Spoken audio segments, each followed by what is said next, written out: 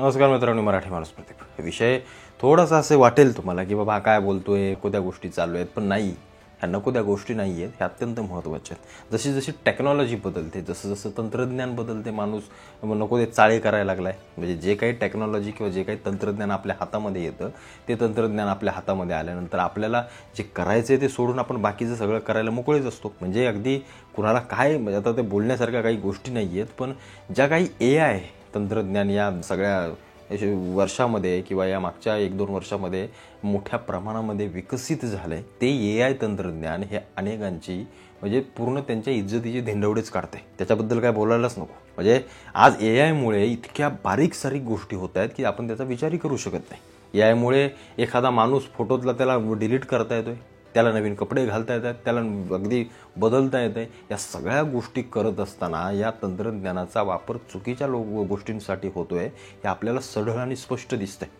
त्याच्यामुळं AIवरती किती बंधनं असावी किंवा AIवरती काय काय बंधनं घालावी याच्यासाठी खास अभ्यास करावा लागेल. तो मोठ्या मोठ्या तंत्रज्ञानांना अभ्यास करावा लागेल, तो मोठ्या मोठ्या संशोधकांना अभ्यास करावा लागेल की या सगळ्या गोष्टी किती, त्याचा विपर्यास केल्यानंतर त्याचे काय दुष्परिणाम होणार आहेत. कारण या सगळ्या गोष्टी जर एखाद्याचं आयुष्य संपवत असतील, या सगळ्या गोष्टी जर सोशल मीडियावरती येत असतील आणि त्या सोशल मीडियावरती त्यांना रंगवून, त्यांना तोडून मोडून जर एखाद्या तरुण पिढीपर्यंत दाखवण्यात येत असेल किंवा या गोष्टी अत्यंत हास्यास्पद होत असतील, तर मग AIचा वापर म्हणून या सगळ्या गोष्टी आपल्याला थोड्याशा काळजीपूर्वक पाहाव्या लागतील. मी तुम्हाला ते व्हिडिओ दाखवतो शेवटी काय काय केलं आहे आणि काय काय विचित्र सगळ्या गोष्टी ज्या माझ्या हाताला लागल्या. मला वाटलं की याच्याबद्दल बोललं पाहिजे. आज AI रोबोट शेती करावं लागलेत. आज AI गाड्या चालवू लागलेत.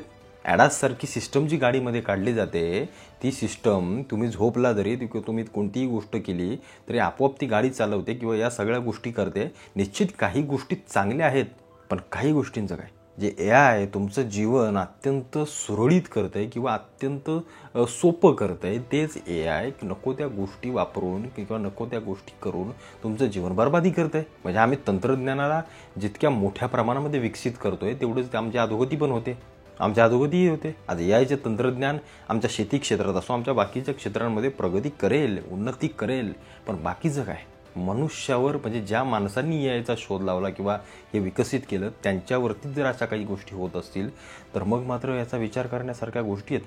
माफ करा, मी काही व्हिडिओ तुम्हाला दाखवतोय, मी तुम्हाला अनेकांना मला बोलतील काय तू फालतूगिरी करतोय आणि काय नको त्या गोष्टी करतोय, पण हे दाखवणं अत्यंत महत्त्वाचं आहे. हे आधीच जगानं पाहिलं अख्ख्या. आता मी दाखवून काय तिच्याला मोठी गोष्ट होणार आहे, पण मला वाटलं की ही जर गोष्ट होत असेल तर उद्या मी कोणतीही गोष्ट नको त्या गोष्टी होऊ शकतात. आज स्त्रियांना AIवरती स्त्रियांना नग्न काही केलं जातं, नको त्यांचे चेहरे चिटकवून तिथं नको त्या गोष्टी केल्या जातात.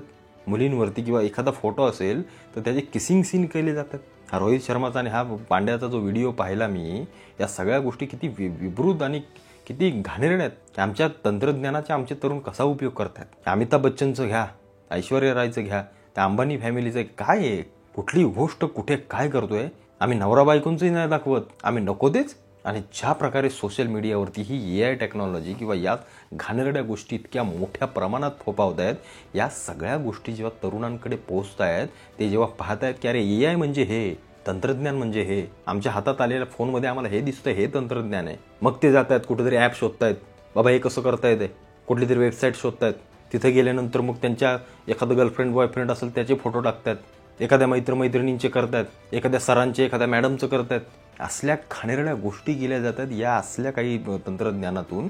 याच्यावरती भारत सरकारनं, मला असं वाटतं इंडियामध्ये तरी, भारतामध्ये तरी खास करून, ते बाकीच्यांचं द्या सोडून ती यायला, पण भारतामध्ये याच्यावरती बंदी आणावी. या सगळ्या गोष्टी जरा शोधाव्या, कारण ह्या इतक्या भयंकर आहेत की एखाद्या मोठ्या माणसांच्या, मला असं वाटतंय की त्याची इज्जत देखील पूर्णपणे इथं निलाम करण्यात येते आहे. असली तंत्रज्ञान जर आमच्या वाट्याला येत असतील तर आम्ही कसलं तंत्रज्ञान, असलं तंत्रज्ञान असतं का. आणि हे करणारी लोकांनी यांचे मेंदून या सगळ्या गोष्टी सोशल मीडियावरती बघायला हास्यास्पद वाटत असतील, त्याच्या कॉमेंट्स वाचायला हास्यास्पद वाटत असतील, पण जेव्हा ती पाहणारी लोक जेव्हा ती पाहत असतील, ज्यांच्यासोबत एक घडलं आहे, तेव्हा त्यांना काय वाटत असेल. तो आमच्या चर्चेचा विषय होतो, हास्याचा विषय होतो. आपल्याला या गोष्टी उघडपणे बोलल्या पाहिजेत म्हणून मी या सगळ्या गोष्टी तुम्हाला सांगतोय. त्याच्यामुळे सजग व्हा. या असल्या गोष्टींपासून सोशल मीडियावरती फोटो टाकत असताना, तुम्ही सगळ्या गोष्टी करत असताना जरा तुमच्या आयुष्यातला जो काही घटनाक्रम आहे तो टाकलाच पाहिजे असा भाग नाहीये. आज मुलं मुली असतील, काय सोशल मीडिया आम्ही सकाळी उठल्यापासून संध्याकाळी आमच्या 30-30, 40-40 स्टोऱ्या टाकून होत आहेत. आम्ही कुठे गेलो, काय गेलो, कसं काय काय सगळ्या आम्ही जगाला दाखवतोय की मी काय करतोय आणि काय नाही करत. स्वतःची एक प्रायव्हसीची लाईफ किंवा स्वतःची प्रत्येक गोष्ट समोरच्याला दाखवावी जशी नसते. या गोष्टी येणाऱ्या काळामध्ये इतक्या घातक ठरतील ना, हे लक्षात ठेवा. या सगळ्या गोष्टी एखाद्याची इज्जत जर बदनाम करत असतील किंवा सगळ्या गोष्टी, तर किती घातक आहे एवढं फक्त तुम्ही लक्षात ठेवा. मला तुम्हाला हेच सांगायचं आहे. असंही तंत्रज्ञान येईल, असंही की उद्या तुम्हाला तुमच्या प्रत्येक गोष्टीवर लक्ष ठेवून तुमचं अख्खं आयुष्य किंवा जीवनपटच तुमचा एक ते AI कॅप्चर करून घेईल आणि त्याला तोडून मोडून कुठेही बाजारामध्ये इकडे तिकडे काही करण्यात येईल. हे चालेल आपल्याला? उद्या तुम्ही या सगळ्या गोष्टी बनवणाऱ्यांना मला एक सांगायचं आहे, उद्या तुम्ही तुमच्या आईचा, मुलीचा, तुमच्या बहिणीचा असा एखादा व्हिडिओ बनवून असं तुम्ही टाका बघू. या गोष्टी किती भयंकर आहेत ना. मी जेव्हा पाहिलं मला समजे ना की नक्की काय आहे, असं तयार होतं की काय.